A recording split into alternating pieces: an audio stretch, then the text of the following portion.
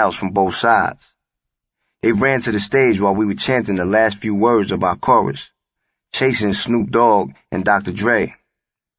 Snoop, who was with his crew, the Eastidaz, ran out the back exit while his boy, Prodigy, stayed and fought a handful of death row dudes whipping their asses all by himself.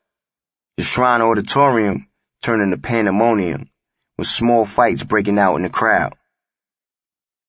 Heading back to the hotel room on Sunset, I thought, I wonder if Lil Kim and them are okay. So I called Kim, and she said that I should come hang out at her hotel later. Twin, DeLorean, Mr. Bars, Free High, Draws, Gotti and I hopped into a van to the Swiss Hotel by the Beverly Center Mall, where Kim and her friends were drinking frozen apple martinis in a penthouse suite. In her room were D-Rock, Gutter, C's, Banger, and other Junior Mafia members, plus 5 of Kim's female friends. Her hotel room was crowded, so Free High got one of her girlfriend's numbers and then we left. On our way out of the lobby downstairs, Kim's hairstylist ran out of the elevator calling my name. Pete, Kim wants you to come back upstairs. I told my boys to bounce and send the van back to pick me up later. Back inside Kim's room, I noticed that Junior Mafia was gone, and it was just Kim and her girlfriends plus the hairstylist. Kim poured me another apple martini, and we stepped onto the balcony to talk privately. I grabbed Kim by the waist and started kissing on her neck. I thought about Mary J. Blige and decided to play this situation differently. Stop, not right now, Kim said. There are too many people up here. I understood what she meant, but I kept trying to sex her right there on the balcony. After 5 minutes of us failing on each other, I fell back because it was obvious she wasn't trying to let me hit right then and there. But the things she told me let me know for sure that I can get with her at some other time. Kiki always thought Kim and I were sexing, but it never happened. When Kiki first heard the Quiet Storm remix featuring Lil Kim, out of jealousy she told me, that song is whack. After an H&IC promo tour throughout the tri-state area and down the East Coast in October 2001, I took a bunch of my boys to Puffy's restaurant, Justin's, on 21st Street in Manhattan, down the block from Soundtrack Studios. Drinking champagne while checking out the scene, the rapper Queenpin spotted me and asked me to dance. More the type to lurk in the cut, watching my surroundings, I wasn't big on dancing. But for Queenpin, I made an exception. While we were grinding on each other, she started sucking and tongue-kissing my ear. I was a bit shocked. We had done a song together a year or two earlier, but it was strictly professional. After she molested my ear, the DJ made an announcement. Big shout out to Jay-Z and Jermaine Dupri up in the spot. I see y'all. I walked over to my people. Where's Jay-Z? I asked, surveying the shadows of Justin's. I don't see him. So we lined the front door of Justin's on both sides. We weren't gonna let Jay-Z leave without dealing with us first. Yo, P, we gonna beat the lips off Jay's face soon as we see him. Godfather Nitty and Nitty's cousin Kiko all assured me. Kiko had a gun on him and wanted to shoot Jay. No, it's not that serious, I said. We just gonna beat him up. Gonna pull that gun out. Through the crowd, I saw Jay and Jermaine walking with 3 bodyguards towards us. Jermaine Dupri was aware of my beef with Jay and visibly shook, started speed walking with his bodyguards when he saw me. He quickly hightailed it out the door. Jay-Z spotted us lined up at the door waiting for him. Then from about 2 yards away, he extended his hand to shake mine.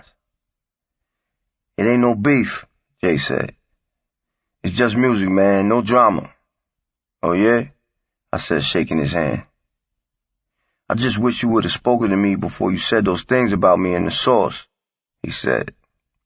But it ain't no beef, alright? Yeah, okay, cool, I said, and let him walk out the club. Keep in mind that I let him walk out. Queen Pen is my witness. I could have changed Jay's future that night, but I chose not to. Jay put the white flag up, and his cop-out made me instantly realize that he wasn't no threat. He's just a big stuffed animal, a camel to be exact. I got serious beef with real gangsters. Jay's just a waste of my time. A few days later, I heard that Mike DeLorean and his boys from QB had broken in the Hab crib and stole his sampler, keyboard, PlayStation, and even a framed portrait of Havoc hanging in the living room that Hab later found under the porch. Then they walked around Queensbridge asking people if they wanted to buy Hab's stuff. How stupid can you be? A week after the break-in, I saw DeLorean sitting in a brand new black Excursion. I traded in the Benz you gave me for this, he told me. I asked him if it was an even trade. No, he said. I still owe $15,000. The blue Benz with the TV inside and 20-inch rims that I gave him as a signing advance was totally paid for. Then I looked at his neck, and I saw that the infamous records chain I got him with Ron Artest's invest money was missing. I sold the chain because I had to put the money down to get the truck, he said. So you sold the chain and the Benz to get a truck that you can't afford? And you robbed Half Crib? I said. What's wrong with you, man?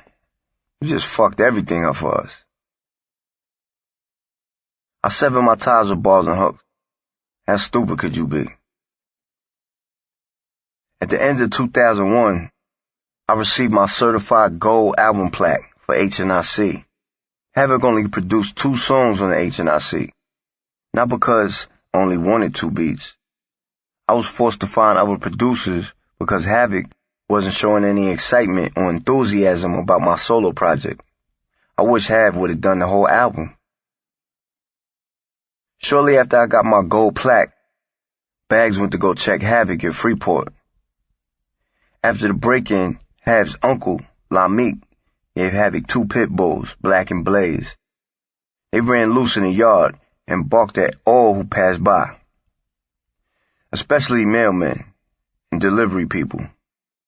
We walked up to the gate surrounding the house, and the dogs went bananas, acting as if they wanted to kill Bags. They looked crazy. Hate and fury filled their faces, barking like never before. Bags couldn't even come inside the gate because I couldn't control them. And when Havoc came out, he couldn't either. Hav had never met Bags before, so he came to my truck and made small talk. We were in the area, so I just wanted to introduce them. Bags and I drove back to Queens, parked in front of Majesty's crib in Hollis. We sat in Bags' Navigator and played PlayStation for a while. I'm gonna come get you early in the morning so we can start working on that mix CD together, I said. Cool, he said. Call me when you get up. I hopped out the Navi and into my truck and went home early for a change. The next morning, I called Bags around 11 to see if he was up and ready. Somebody else picked up his phone. E? I asked, confused.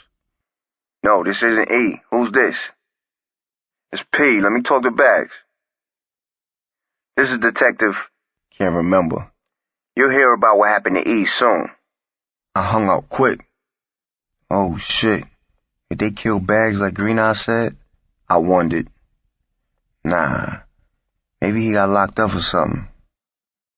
I couldn't reach Majesty on his phone, so I went to his crib later that evening. Majesty and a few others were sitting on the steps in front of his door with a big bottle of Hennessy in plastic cups. Madge explained that his family was having a cookout earlier that day in his backyard. Bags had parked his new Navigator next to the house, as usual, and they took a smoke break in the Navi because they didn't want to burn the weed in front of the kids in the yard. Madge ran back to the house to get a plate of food before it was all gone. And while he was filling up his plate, 4 masked gunmen ran up to the Navi from behind and opened fire. Bags' truck and body were riddled with bullets. Stray bullets went flying through Majesty's house and almost hit the little kids in the yard, Baggs died with his gun in his hand. He must have seen him coming, but it was too late. I didn't want to cry, but it was hard not to. I couldn't control it. P, I want to show you something, Majesty said. He went into the house and came back with an 80-page spiral notebook and handed it to me. What's this? I asked. It's one of 2pac's notebooks, he said. He left it here when he used to hang out with my brother. You need to read that. I opened it and saw Pac's notes and poems, plans, scribble-scrabble, and chicken scratch. It was amazing to have 2pac's notebook in my hands. I wanted you to see this because you need to know how similar y'all niggas is, Maz said, pointing out pages outlining Pac's plan to unite OGs, community leaders, rappers, and street hustlers from every hood across America to help create more positive and peaceful communities. He had it all mapped out. Reading his notebook gave me a newfound respect for 2pac. I knew about Pac's Black Panther and activist upbringing, but now I got a glimpse of the real him. 2pac envisioned similar plans for everything that I used to talk to E-Money Bags and Majesty about, but his plan was more precise and made more sense. When I was done reading, I was at a loss for words. Looking at Madge, I felt pain for him. He lost his brother Stretch, who was murdered in Hollis in the late 90s right after 2pac was killed. Somebody shot up his MPV minivan and Stretch crashed into a tree. And now he lost his best friend, Bags. On the way home, I thought about how Hav's dogs went crazy when they saw Bags the day before. Could it be they sensed something? Maybe E had an eerie energy that the dogs could feel. R.I.P. my nigga. After Bags got killed, I was upset but had to stay focused. I had a beautiful woman and kids, money, cars, jewelry, fashion, fame, power. And since I wasn't abusing drugs and alcohol, I had my health. I felt unstoppable. I finally learned how to defeat my sickle cell pain and was living proof that sickle cell could be controlled with a proper diet and healthy lifestyle. It took a lot of discipline and self-control, but I was now living pain-free. It felt like a natural high. Anybody who'd experienced the destructive lifestyle I had been living and then made that 360 change would know exactly what I mean. I called Queen Pen and asked her to play a part in my murder music movie. During the scene when she got out of a Range Rover and pistol whipped a dude for selling drugs on her block, Queen Pen stepped onto the curb the wrong way in her heels and broke her ankle. In show business, there's a saying, break a leg. Queen Pen must have taken that shit seriously. Just kidding, QP. The foul part was, we didn't even use those scenes that she broke her ankle filming. Half of the movie was complete when my director, Larry, pulled some bullshit. Our verbal agreement was that I would play a small part in his film Statistic, and in return, he would help direct and film murder music for 5% of the profit. My lawyer drafted a contract for Larry to sign, and we met in Manhattan to look the agreement over. Larry took the contract to his lawyer to check out, and suddenly stopped picking up my phone calls for several weeks, which turned into months, after I had already spent $300,000 of my own money on the project. I deserve more money and credit than this, Larry insisted when he finally got back to me. He said if he didn't get what he wanted, he wouldn't finish filming, and he had all the film that we shot. It turned into a big legal battle. I felt like kicking myself in the ass, not to mention Larry's. The movie was delayed for a year, and I was so furious with Larry, and more so with myself, that I became self-destructive. $300,000 of my own money, and this dude was refusing to finish filming and withholding my film reels until I agreed to his terms, or at least came close. I asked Had for a cigarette.